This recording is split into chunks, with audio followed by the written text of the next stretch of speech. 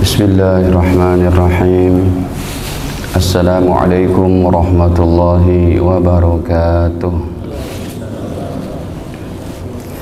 Innal hamdalillah nahmaduhu wa nasta'inuhu wa nastaghfiruh wa na'udzu billahi min shururi anfusina wa sayyiati a'malina.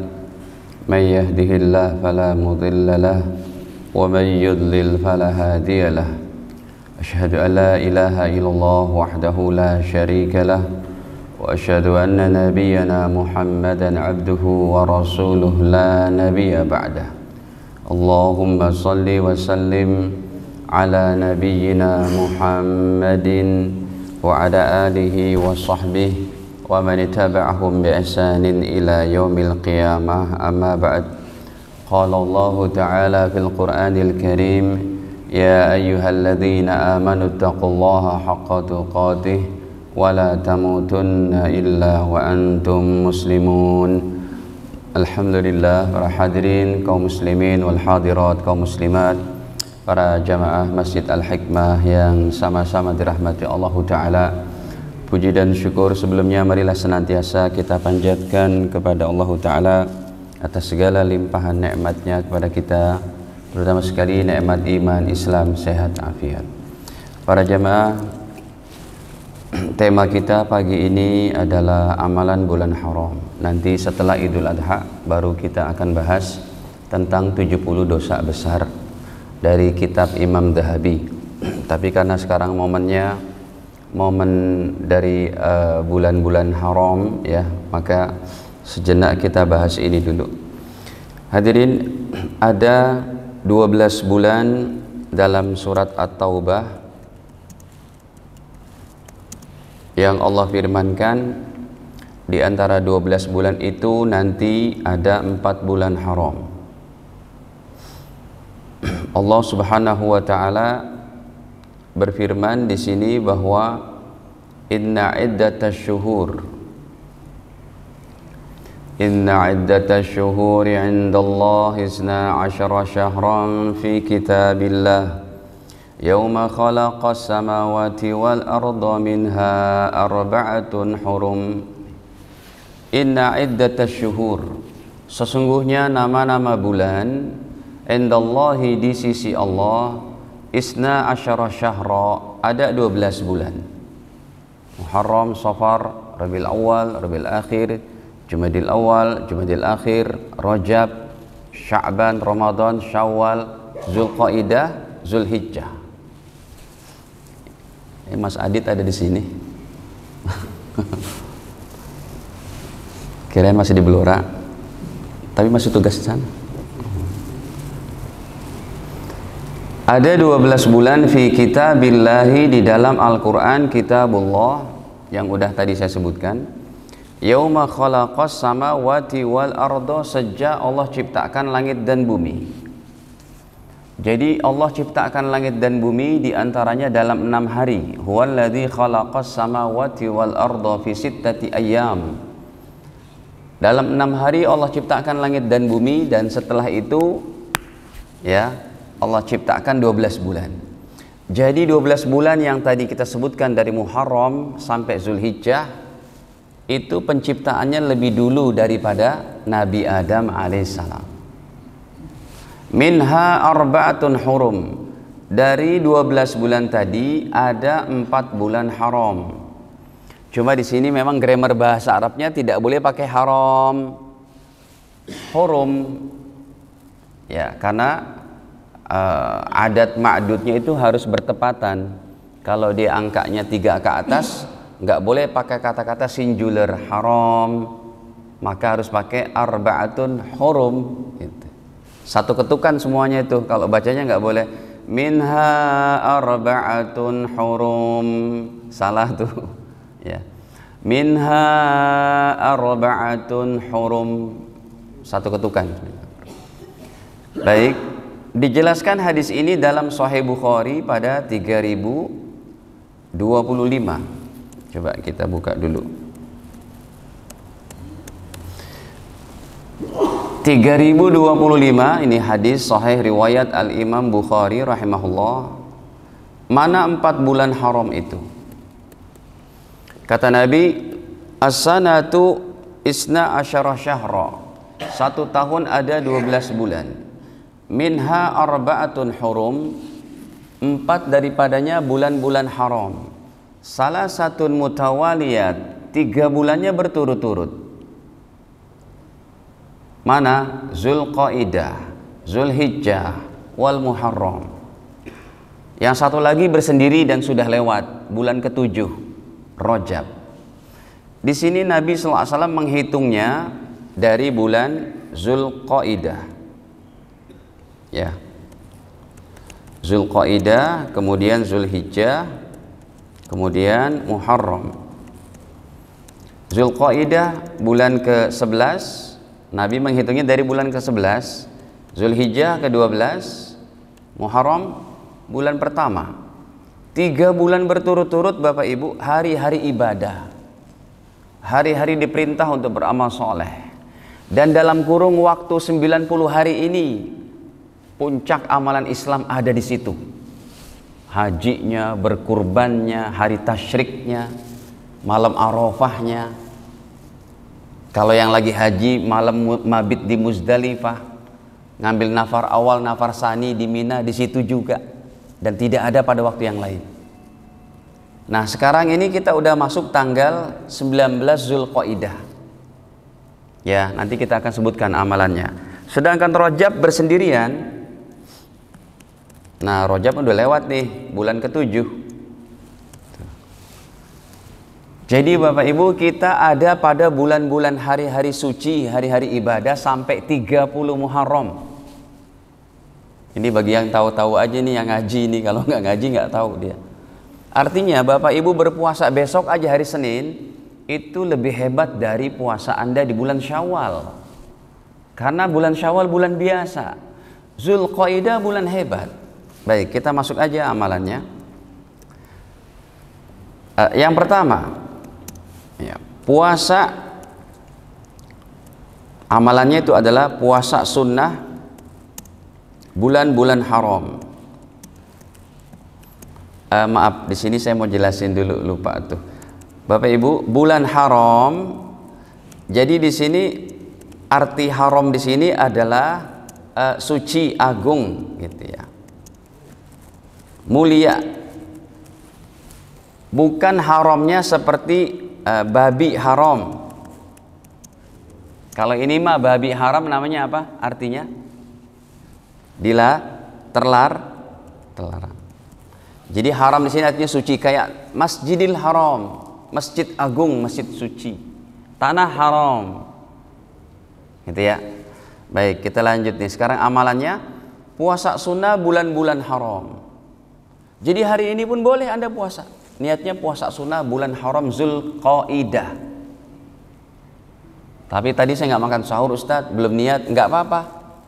Karena puasa sunnah niatnya boleh setelah azan subuh sampai sebelum zuhur. Syaratnya 1, setelah azan tadi belum ngopi. Kalau udah ngopi tadi ya udah nggak bisa gitu. Ada hadisnya Ustaz? Ada. Sahih Muslim, Rasulullah pernah niat puasa jam 8 pagi Pak. Tambahan ilmu deh, saya tambahin. Saya buka sebentar. Tapi perlu buka kitab yang lain. Ini kitabnya. Ya, sebentar. Gak apa-apa, biar kita sama-sama mengerti. Kalau puasa sunnah itu Anda lupa tuh nggak makan sahur, ingatnya setelah sholat subuh, setelah terbit matahari.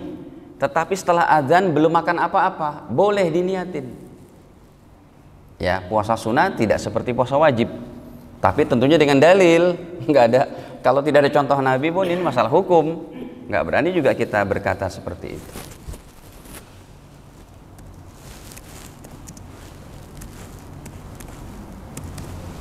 Nih, hadisnya Sahih Muslim.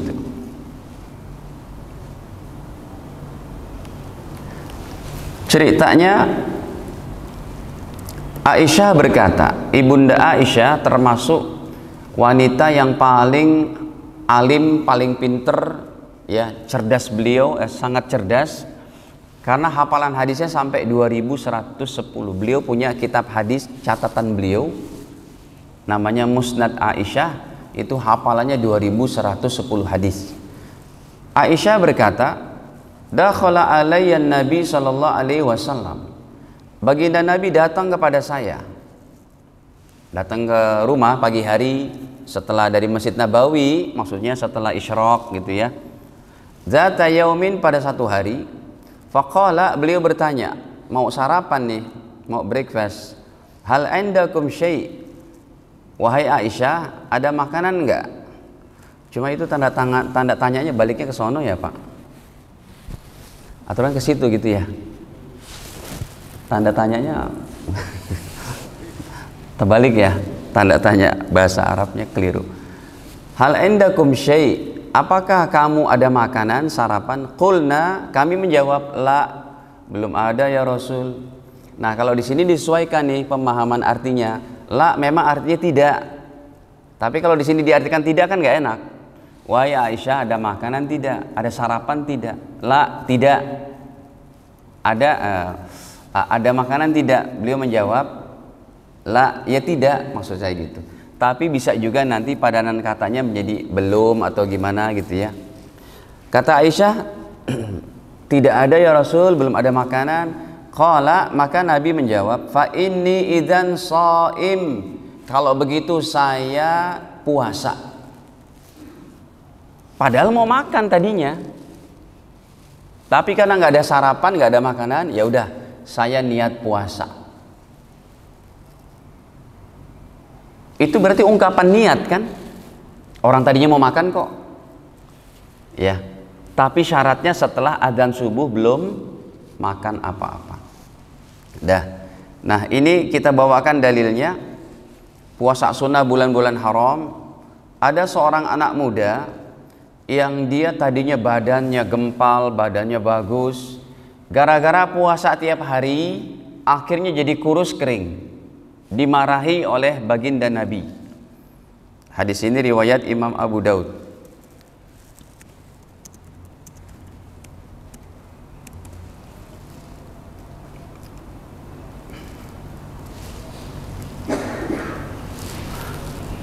Dua 2430 dalam Sunan Abu Daud. Ya. Nabi bertemu dengan anak muda yang berkata, ya Rasulullah, namanya ini Al-Bahili, atau dari awalnya saja. Ya. Ya Rasulullah, wahai Rasul, ama ta'rifuni? Ya Rasul, engkau masih ingat saya enggak? Qala, Rasul menjawab, waman anta? Kamu siapa? Saya kok jadi pangling? Qala, ana al-Bahili. Saya al-Bahili ya Rasul. Alladzi ji'tuka amal awal. Yang saya datangi Tuhan di Madinah pada tahun pertama, tahun kemarin. Qala, maka Rasul bersabda, fama ghayyaraka? Apa yang membuat kamu jadi berubah? Wa qad kunta hasanal hayati. Bahwa sesungguhnya kamu ini cakep banget perawakannya, hasan, baik. Hay'ah, keadaannya. Sekarang kenapa jadi kurus kering? Qala, si Al-Bahili menjawab, ma'akaltu ta'aman illa bilailin. Saya tidak pernah makan siang ya Rasul. Saya makannya cuma malam, artinya berpuasa. Mundu faraqtuka, sejak saya berpisah dengan engkau tahun lalu. Ini sahabat ini puasa tiap hari, Pak. Sebenarnya indikasi puasa tiap hari, puasa sunnah mutlak tidak apa-apa. Tapi karena badannya terganggu kesehatannya, faqala, Rasul agak meninggi suaranya tuh.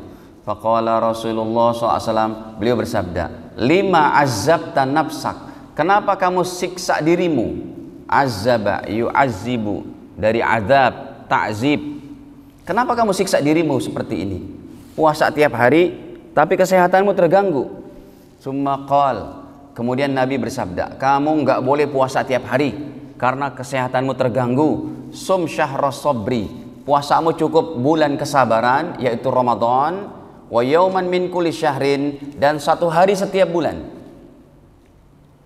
Jadi Bapak Ibu sekalian, puasa yang minimal yang kita paling tidak kita puasa itu bukan 3 hari. 3 hari mah udah bagus banget. Minimal puasa sebulan itu 1 hari. Ini di hadisnya. Kamu jangan puasa tiap hari. Udah, puasanya Ramadan, setelah itu 1 hari tiap bulan. Qala, sahabat ini masih ngeyel, Pak. Zidni, tambahin dong ya Rasul. Fa inni biquwatan, saya masih kuat kok. Jadi dikasih puasa tiap hari sebulan sekali, nggak mau dia. Tambahin dong ya Rasul, karena emang sahabat ini seneng banget puasa sunnah. Ya, kata Nabi, baiklah saya tambahin sum yaumaini. Kalau gitu kamu puasanya sebulan 2 hari saja. Beliau berkata lagi, zidni, tambahin lagi dong ya Rasul.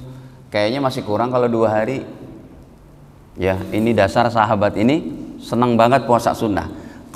Beliau berkata, Nabi bersabda, sum salasata ayyam. Ya udah, puasamu silakan 3 hari setiap bulan. Nah, 3 hari setiap bulan ini yang disebut dengan ayyamu bid. Masih ngeyel dia. Zidni, tambahin lagi dong ya Rasul. Jangan cuma 3 hari sebulan. Nabi bersabda, sum minal hurum, berpuasalah di bulan-bulan haram. Watruk, tapi selang-seling, jangan tiap hari, karena kesehatanmu terganggu. Sum minal hurum, puasalah di bulan-bulan haram, berarti bulan haram ada 4. Jadi ini dalil puasa Zulhijjah, Zulqaidah, Muharram, Rajab. Tapi jangan kamu tiap hari, karena kesehatanmu terganggu. Jadi yang pertama ini, kalau Bapak Ibu nanti mau puasa bulan Zulqaidah, puasa bulan Zulhijjah, bulan Muharram, diselang-seling tuh, sehari puasa, sehari libur, sehari puasa, sehari libur. Ini hadisnya, ya, nomor 2324, riwayat Imam Abu Daud rahimahullah. Yang kedua, amalan yang kedua adalah puasa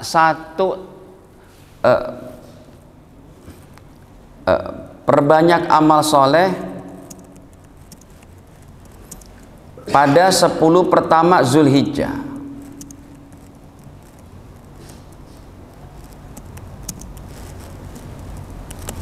Nah, nomor 2 ini Bapak Ibu, bahwa 10 pertama Zulhijjah, 10 hari pertama Zulhijjah ini menyaingi 10 akhir Ramadan.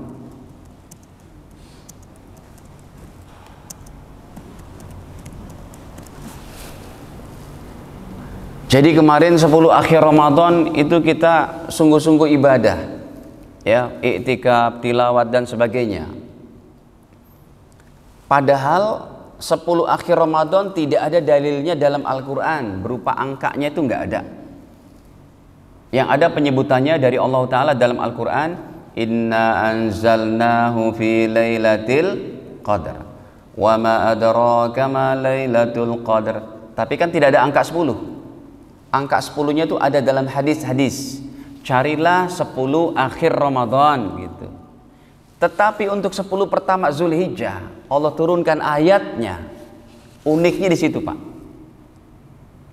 Ya, makanya salah satu imam ilmu hadis, Imam Baihaqi, katakan bahwa 10 pertama Zulhijjah lebih hebat daripada 10 akhir Ramadan. Karena di situ ada wukuf Arafah yang nggak didapati di mana-mana. Di situ ada berkurban sunnahnya. Di situ ada sholat id. Di situ ada puasa 9 hari pertama Zulhijjah. Coba kita lebih dalam lagi nih. Jadi 10 hari pertama Zulhijjah itu bahkan ada firman-Nya dari Allah. Coba kita buka ayatnya pada surat keberapa? 89 Al-Fajr itu. Wal fajr walayalin ashr wasyaf'i wal watr wal laili idza yasr hal fi dzalika qasamul lidhi hijr. Nih, wal fajr, demi waktu fajar, walayalin ashr, dan demi 10 pertama Zulhijjah. Allah bersumpah dengan keistimewaan 10 pertama Zulhijjah. Insya Allah nih 12 hari yang akan datang, ya kurang lebih 2 pekan lagi kita akan bertemu dengan 1 Dzulhijjah. Kemudian berarti di sini perbanyak amal soleh pada 10 pertama Dzulhijjah, yaitu amal solehnya diantaranya ya sholat berjamaah seperti yang sudah gitu ya, atau sholat berjamaahnya jangan ditinggal, tahajud ya, puasa sunnahnya, baca Qur'annya, zikir istighfar, bersolawat kepada Nabi jangan tinggal ya, baca tahlilnya 100 kali paling tidak, la ilaha illallah, sedekah harian, perbanyak doa. Ini waktu-waktu ijabah nih Bapak Ibu, sadar nggak sadar umat Islam 90 hari ini lebih banyak dari Ramadan. Kalau Ramadan cuma 30 hari Allah sediakan, kita disediakan 90 hari ya. Perbanyak sholawat, baca tahlil, sedekah harian, perbanyak doa dan lain-lain. Nah, ini diantaranya nomor 2 ya, perbanyak amal soleh pada 10 pertama Dzulhijjah. Sekarang yang ketiganya, puasa sunnah 1 sampai 9 Dzulhijjah. Jadi Rasulullah itu puasanya bukan hanya 9 Dzulhijjahnya saja, atau 8 hari Tarwiyah, 9 hari Arafah, bukan itu. Beliau puasanya dari tanggal 1 Pak. Makanya Nabi Muhammad tuh kalau kita lihat puasanya Bapak Ibu, beliau puasa Daud, beliau puasa Dzulhijjah, tahajudnya kakinya sampai bengkak-bengkak. 1 rakaat tahajud bisa sampai baca 6 juz 7 juz. Begitu ketekunan ibadahnya Nabi Muhammad. Kalau berdoa sampai nangis-nangis. Banyak riwayatnya itu. Ya. Nah, sekarang kita berikan dalilnya. Hadis riwayat masih Imam Abu Daud. Kata Aisyah, Rasul berpuasa 1 sampai 9 Dzulhijjah. Ini kita lihatkan hadisnya. Dari salah seorang istri Nabi, daripada istri-istri Nabi, diantaranya Bunda Aisyah radhiyallahu anha, mereka berkata bahwa karena Rasulullah sallallahu alaihi wasallam adalah baginda Rasul sallallahu alaihi wasallam yasumu, berpuasa tis'a Dzulhijjah, 9 hari pertama Dzulhijjah ya. Jadi Rasulullah berpuasanya dari tanggal 1, 2, 3, 4, 5, 6, 7, 8. Yang udah pernah saya tanyakan sama Pak dokternya nggak datang ya? Pak dokter yang di sini, yang satu begitu. Yang suaminya Bu Lailana siapa? Nggak datang ya? Yang sudah kita tanyakan berapa bulan lalu, kalau puasa itu bahkan sebagai pengobatan kanker terbaik. Kalau ada yang kena kanker, dipuasai aja deh, nggak usah makan apa-apa. Itu nanti sel yang baiknya akan memakan sel-sel kankernya.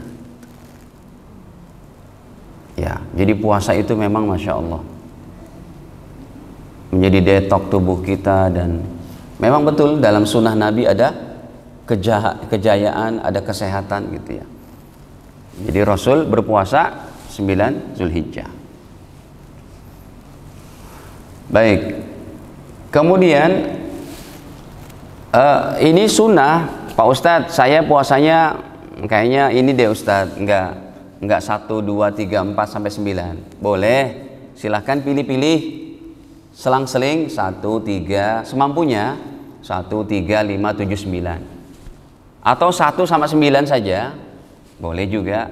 Atau 1, 8, 9. Kalau 8 disebut hari apa? Tarwiyah. 9 hari Arafah. Baik, ini sudah yang nomor 3, puasa sunnah 1 sampai 9 Dzulhijjah. Yang keempat, puasa tarwiyah, yaitu tanggal 8 Zulhijjah. Nah, puasa tarwiyah itu hadisnya yang tadi juga, karena Rasul berpuasanya dari tanggal 1 sampai 9, berarti tanggal 8-nya masuk. Sekarang apa arti tarwiyah? Tarwiyah itu adalah ya ketika jamaah haji pada musim haji di zaman Nabi, ya, mereka ketiadaan air, kekurangan air. Lalu dari kabilah-kabilah di Mekah, ya, dari suku Bani Abbas, dari suku Abdul Muttalib, dari suku Bani Hashim, mereka membawa air ke Mina. Ya. Akhirnya dari suku-suku di Mekah mereka bawa air sehingga jamaah haji minum sampai segar. Segarnya tersebut tarwiyah. Ya, sehingga jamaah haji minum dan segar gitu. Segarnya tersebut tarwiyah. Dan ini menjadi sunnah haji yang tidak didapati kalau Anda hajinya pakai reguler. Sayang nih Pak. Oke, puasa tarwiyah. Yang nomor 5-nya, amalannya, sunnah haji terbesar diantaranya sunnah tarwiyah. Nomor 5 nih amalannya. Sunnah haji terbesar diantaranya yaitu sunnah tarwiyah. Sunnah tarwiyah itu apa? Berangkat dari miqat. Berarti kalau kita hajinya haji tamattu, ya orang Indonesia kebanyakan haji tamattu, haji yang didahului dengan umroh, itu namanya haji tamattu. Itu kita ngambil miqatnya nanti di hotel masing-masing di Mekah. Ya. Jadi sunnah haji terbesar di antara sunnah tarwiyah itu prosesnya gimana? Berangkat dari miqat di hotel masing-masing. Jadi miqatnya bukan dari Yalamlam, Bir Ali, kalau kita tuh, karena kita semuanya udah standby di mana? Di Mekah. Ya, makanya nanti ada waktu close airport di Jeddah itu, ada waktu close untuk pendatang untuk haji. Yang saya juga pernah injury time itu, udah last minute banget mau ditutup.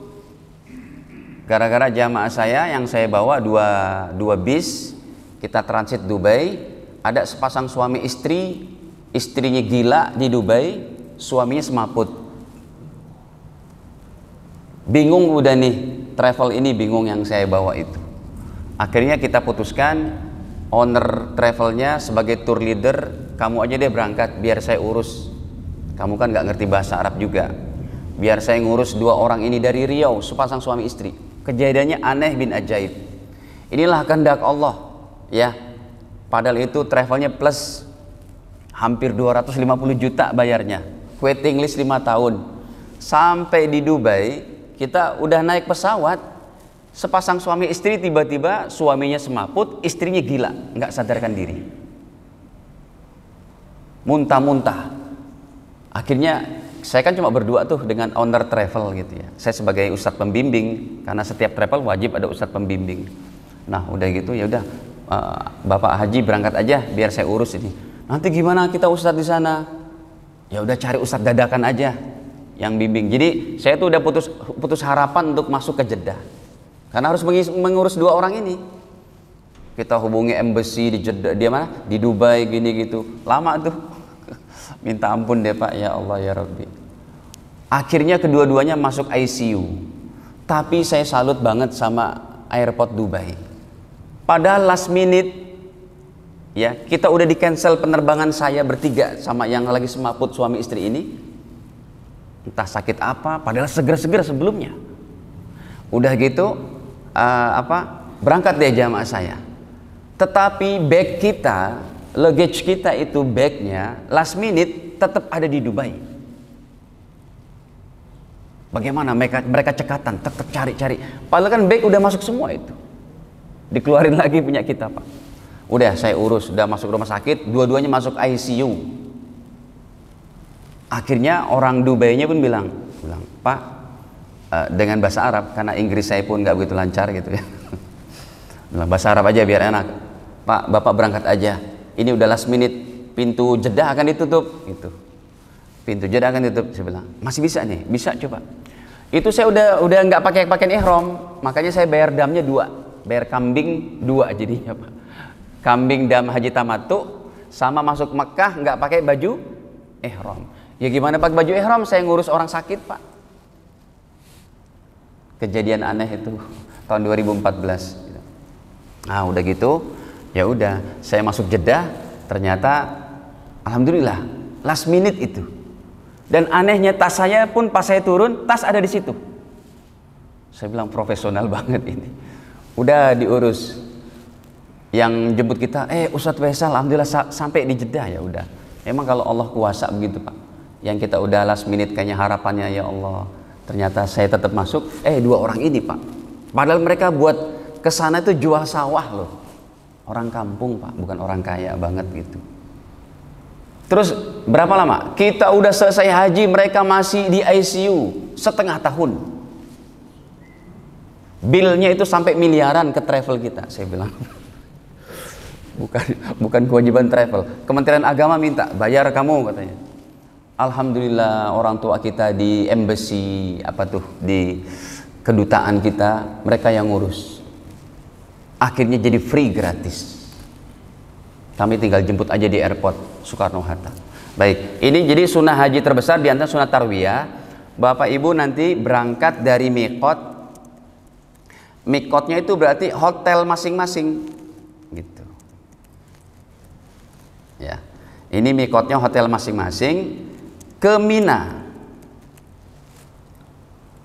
Ya. Tanggal 8 Zulhijjah. Ini namanya sunnah tarwiyah. Saya haji pernah juga pakai yang pemerintah, pakai yang reguler. Itu tidak ada sunnah tarwiyah. Kita berangkat ke Arafah tanggal 9-nya. Padahal yang sunnahnya berangkat ke Arafah tanggal 8 menuju Mina. Berarti di Mina itu nanti ya, di Mina sholat zuhur, asar, maghrib, isya, dan bermalam ya, mabit di Mina. Terus kemudiannya sholat subuh. Nah setelah isyraq itu, habis isyraq baru kita bertolak ke Arafah tanggal 9-nya. Jadi berangkat ke Arafah yang sunahnya itu dari Mina, udah tidur dulu di Mina.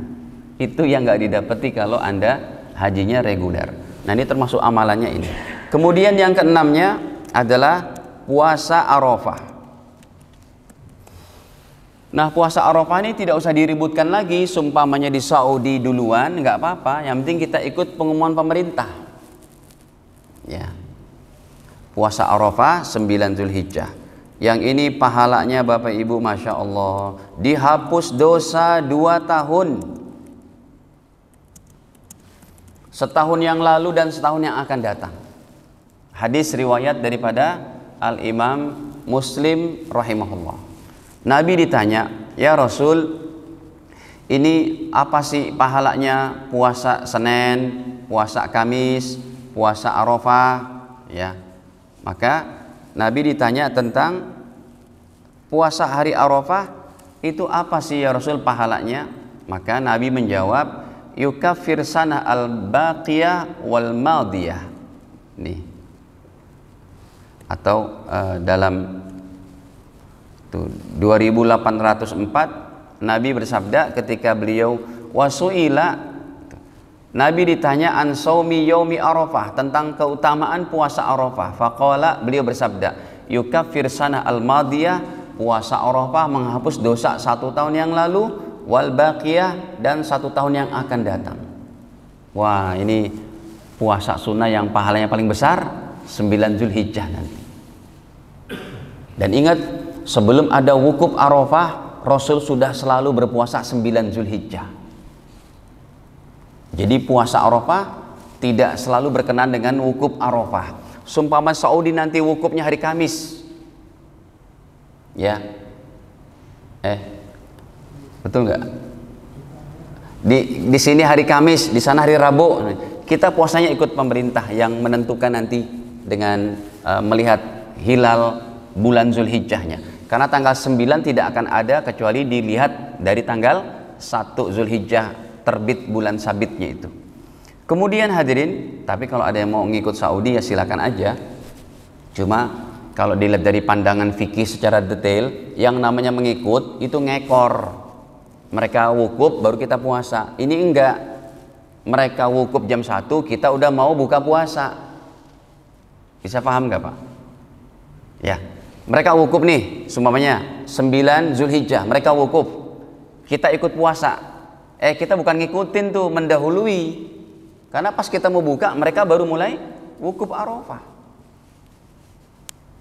Ya, jadi yang terbaik kata Nabi, ikut matlak masing-masing tempat di mana tempat terbitnya 1 Zulhijjah. Baik, dihapus dosa 2 tahun. Yang ketujuh hadirin, amalannya adalah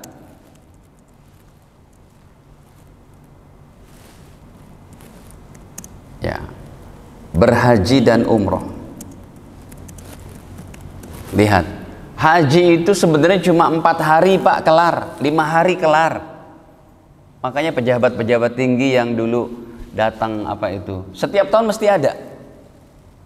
Mereka hajinya cuma 6 hari Pak.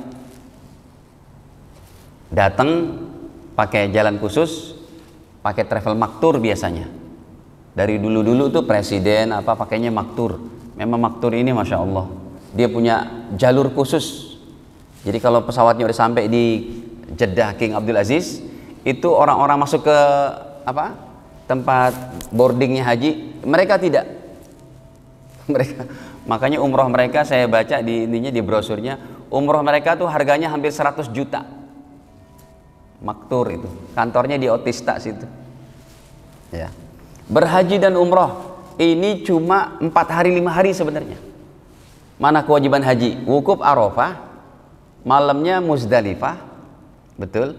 Kemudian Muzdalifah 3 hari mabit di Mina, 5 hari itu udah kelar haji Pak. Hari ke-6 pada pulang dia itu pejabat, biasanya begitu. Kenapa Indonesia sampai 40 hari yang reguler?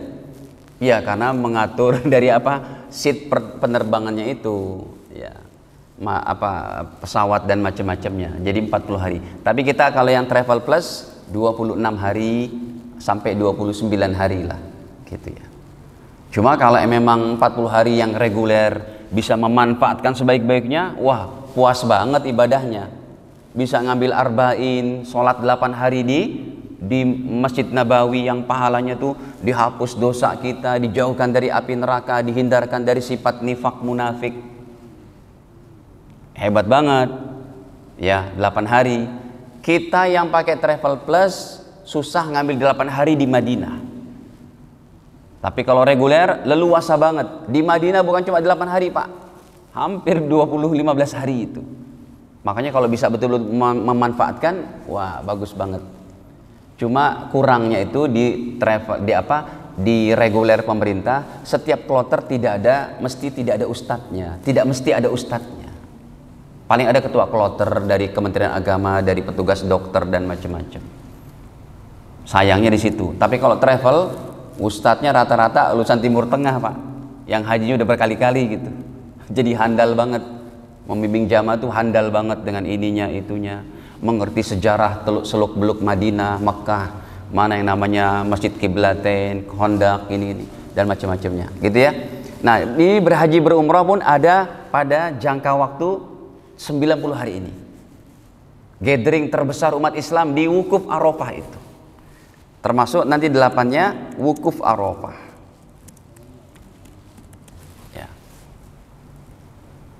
Ya, saya kalau insya Allah tahun ini, kemarin kita udah berangkatkan jamaah kita. Karena saya memang masih istirahat, mungkin tahun depan baru berangkat. Dan setiap kita berangkat mesti kita yang khutbah Arafah. Ya, berkali-kali kita khutbah Arafah di sana habis sholat duhur gitu ya. Nah hadirin, ini Wukuf Arafah amalan yang sangat hebat. Semoga Bapak Ibu dimudahkan yang belum haji ya bisa untuk berangkat Wukuf Arafah. Yang ke-9 amalannya adalah hadirin berkurban. Jangan kurban dulu dong. Apa dulu? Malam takbiran. bertakbir itu ya dari sejak habis sholat asar sampai 4 hari ke depan, sampai 3 hari ya. Dari sholat asar hari Arafah berarti takbirnya tanggal 10, 11, ya 4 hari ke depan sampai habis asar waktu kapan? Tanggal 13 Zulhijjah.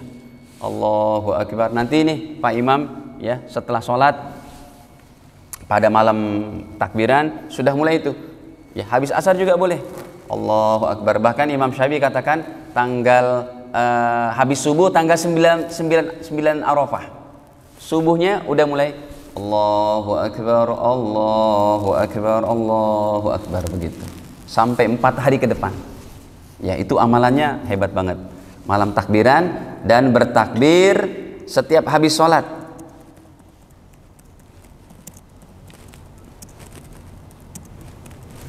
Sampai 13 Tasyrik ya, 13 Zulhijjah. Nah yang ke-10 baru deh berkurban.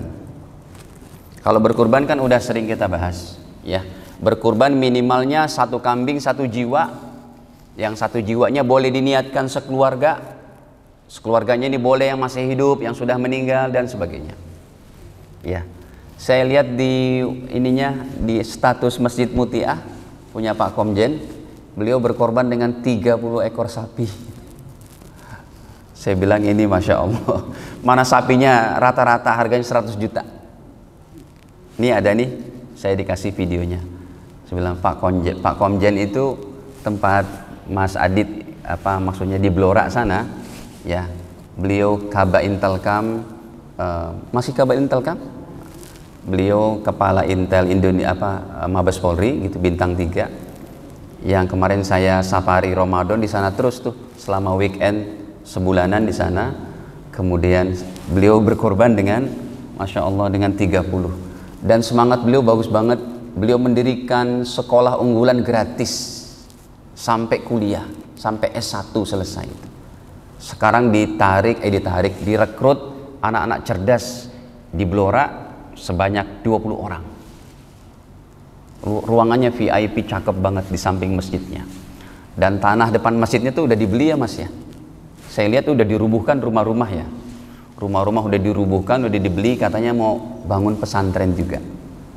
Ini polisi yang semangatnya Masya Allah ibadah. Ya. Baik, berkurban. Nah, kurban ini satu jiwa, 1 kambing 1 jiwa. Yang 1 jiwa ini boleh niatin untuk bapak ibu yang sudah meninggal, yang ini itu keluarga besar sebanyak-banyaknya. Karena Rasul pernah meniatkan hadiah kurban untuk umatnya. Tapi harus 1 jiwa dulu. Jangan sebutannya 1 keluarga besar. Ya Allah, terima kambing ini dari keluarga besar Bapak Fulan, tidak boleh, tidak sah. Jadi harus 1 jiwa dulu. Ya. Ini sebagai ilmu dasar lah. 1 kambing 1 jiwa. Orang yang hidup. Ya. 1 jiwa plus boleh diniatkan pahala untuk keluarga besar. Kelbes. Inilah yang kalau kita nyembelih, ya Allah terimalah kurban ini kambing dari Bapak A beserta keluarga. Beserta keluarga itu adalah penyampaian pahala, penyertaan pahala. Jadi tidak boleh ya Allah 1 kambing.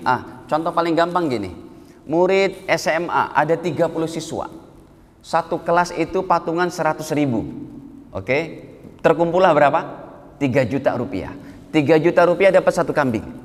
Lalu disembelih sama wali kelasnya. Ya Allah terimalah kurban ini dari 30 siswa. Itu tidak sah. Tidak sah jadi kurban. Paham Pak?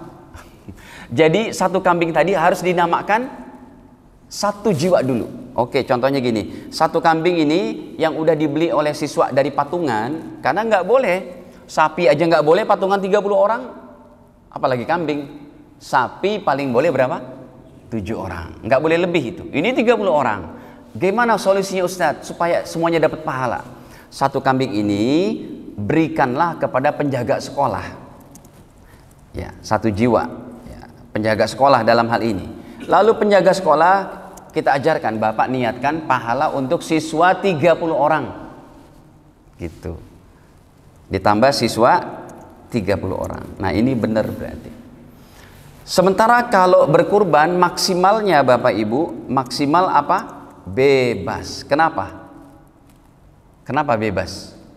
Karena dalilnya Nabi pernah berkurban berapa ekor? 100. Itu tahun 10 Hijriah.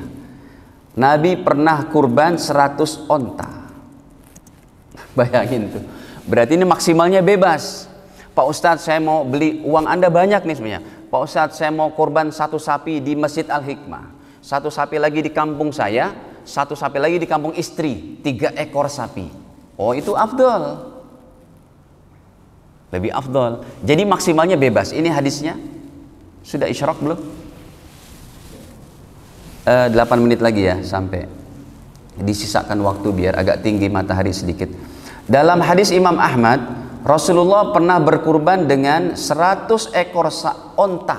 Kalau 1 ontanya 100 juta, berarti berapa miliar itu Rasul? Kalau uang sekarang itu ya, 10 miliar. Baik, ini hadirin, di antaranya